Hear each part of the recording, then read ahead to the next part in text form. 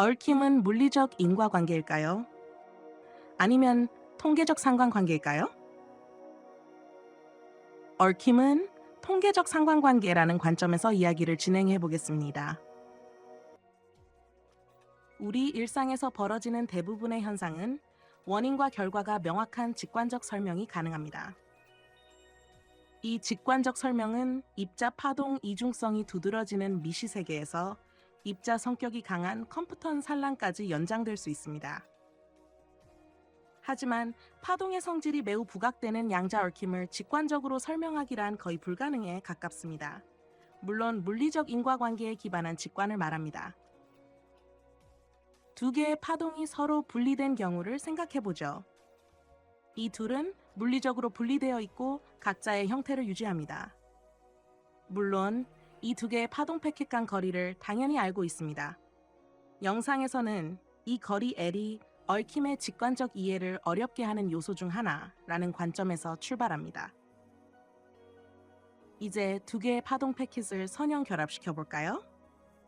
중첩이 이루어지는 구간에서 파동 A와 B는 복잡한 모습을 보이지만 매 순간 원래 형태를 유지한 채 분리됩니다. 그런데 서로 독립이었던 두 개의 파동 중 하나가 변하면 나머지 파동은 이와 연동할까요? 당연히 아닙니다. 그렇죠? 둘 사이엔 어떤 물리적 연결도 없기 때문입니다. 그렇다면 당연한 사실을 왜 굳이 언급할 필요가 있을까요? 고전 물리학에서는 서로 분리되어 있고 각자의 개체를 유지하며 상호작용하지 않는 물체는 서로 독립되어 있다고 말합니다. 즉, 둘 사이에 물리적 상호작용이 없다면 거리 L이 크든 작든 상대편의 변화에 아무런 영향을 받지 않는다는 것이죠. 하지만 양자 얽힘에서는 이런 상식이 그대로 적용되지 않습니다. 양자 역학에서는 두 입자가 얽힌 뒤 분리되더라도 여전히 이 둘을 하나로 엮는 전체 파동 함수로 묘사할 수 있기 때문입니다. 지금 분리되는 두 입자의 양자 얽힘 연동을 일종의 가상선이라고 볼 수 있습니다. 당연히 이 선은 두 입자 간 물리적 작용을 의미하지는 않습니다. 양자 얽힘의 비국소성을 달리 보면 서로 멀리 떨어진 두 입자가 하나의 전역 파동 함수로 묶여 있어 서로 연결된 상태라고도 해석할 수 있습니다. 두 입자의 상태가 하나의 통합된 파동 함수로 기술되는데 이것은 두 입자가 떨어진 거리와 관계없이 상호 연관된 상태를 유지한다는 것을 의미합니다. 그러니까 아래의 psi 플러스 파동 함수는 거리 L과 상관없이 두 입자의 상태를 기술한다는 것이죠. 그런데 거리 L이 실험실 수준인 나노미터나 마이크로미터 스케일 정도라면 이런 얽힘을 비교적 직관적으로 이해할 수도 있습니다.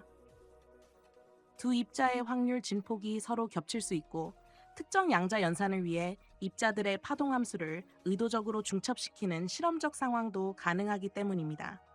중요한 점은 이 둘을 독립적인 객체로 분리해서 다룰 수 없으며 단일 파동 함수로 묘사할 수밖에 없다는 것이 양자 얽힘의 핵심적 특징입니다. 이제 실험실 수준에서 얽혀있던 두 큐빗이 분리되더라도 여전히 단일 파동 함수로 기술되며 사실상 하나의 객체처럼 행동합니다.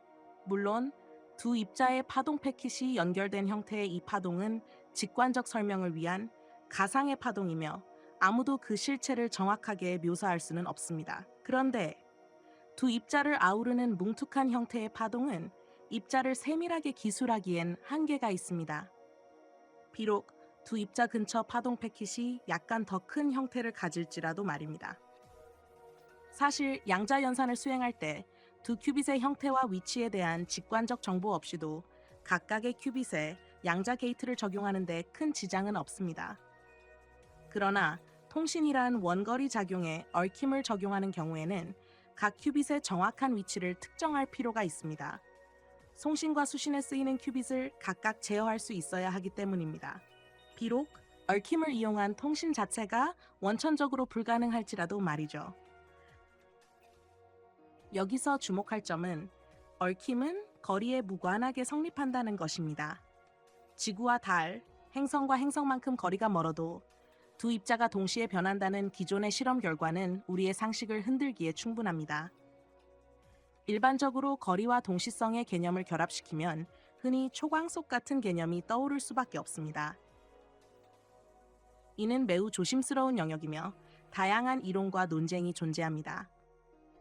그럼에도 분명한 사실은 얽힘의 붕괴는 동시에 일어나지만 이를 통해 정보를 빛보다 빨리 전달할 수는 없다는 점입니다.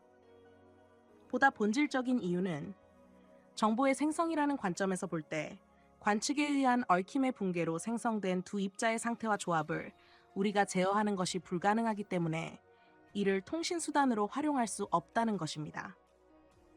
그렇다면 좀 더 구체적으로 알아볼까요?